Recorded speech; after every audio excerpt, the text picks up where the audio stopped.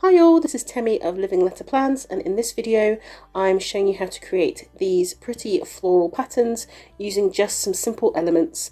I've created a whole blog about each individual element and the pens I've used and the details, which will be linked, so make sure you go and have a look at that. So I'm going to be using 4 different elements: some florals, some leaves, some fillers and some minis and extras.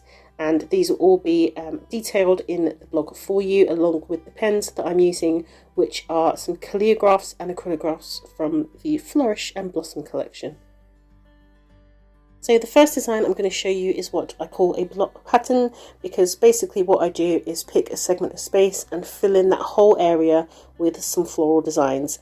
And the way I do this is by tessellating some of the florals around one another and filling in the shape of them so that they fill in gaps and fit around one another. This is definitely a skill to master, but the more you do it, the more you get used to it. It's taken me some time to practice doing this, but it creates a really effective and pretty design. So I'm going to start off by using my calligraphs as the base, and I'm just going to go through and create all these simple shapes using the floral elements. And when you're done with that, you'll have something that looks like a very basic and simple set of shapes that are your floral patterns. And then what you're going to do once that is done is take your acrylographs, which are really bold and they are really well on top of calligraphs, and you're going to start to do some shading with these. So the thing that I do strokes, and I just do some simple lines and dashes sort of in the direction of the shading that I want to do, and I fill in my shapes and outlines as well with some of those darker shades. You can match some of the colours that you get in the calligraph and acrylograph collections. All you would need to do is have a look at the shades and try and find one that is darker, or some of the colours that match in each set come up bolder in the acrylograph pens because of the nature of the paint marker, so they layer on top really well and create the shading effect. I'm also going in with my white acrylograph as well to create some highlights, and the trick with this is to highlight in the opposite side that you would do your shading. So if you think about how light hits something on one side, it's usually lighter and darker on the other. And by the time you've done this, you can see how much of an impact it has on the design, making it look a bit more advanced and making it look a bit more colourful, and to make it pop and add a bit of depth. Also used some spots from the extras to fill in some white gaps. The next design I'm going to show you is how to create a border, and you're using some of the same concept, using your minis like I've just done there to fill in any white spaces, but this time you're putting your florals one next to each other.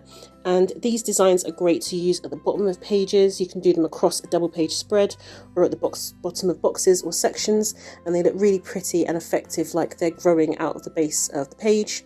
Again, it's a skill to learn how to make some of the fillers and minis look like they're behind others, but this also comes with some practice. If you just follow the line through and think about how the design would look if the leaf on top wasn't there. But it's really easy to do this with acrylographs as well, because they layer on top of each other so well. So even if you did make a mistake, you could go over your acrylographs with another.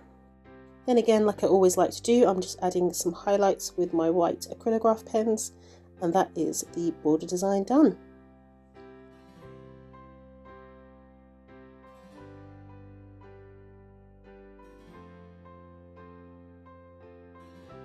So there are numerous ways to use these floral elements and designs. Here I'm creating a bouquet. So again, think about if you were creating a bouquet of flowers, you would start off with your florals and then fill in with your leaves and your extras, which is what I'm doing here.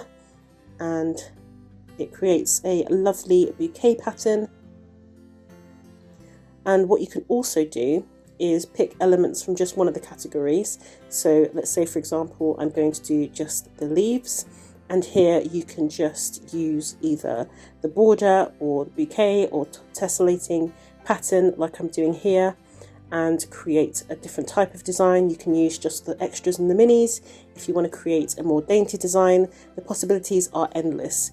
What I would recommend is that you practice drawing out each element, so the florals, the leaves, the extras and the minis, and then work at creating some of these patterns. I have some printables available in the blog which you can draw over or trace, or even draw over and cut out and use in your bullet journal. And once you've had some time practicing and learning to do the florals, you can use your own colour schemes. You can look up some floral ideas on Pinterest. This is what I do. I look up pictures of flowers and turn them into illustrations that I like. The possibilities are absolutely endless. Once you have a few elements, you can put these together and mix and match as you like. So I hope you found this demonstration helpful. Be sure to share your floral designs and ideas with the community and tag us Archer and Olive or Archer and Olive Community. Thank you so much for watching. Take care.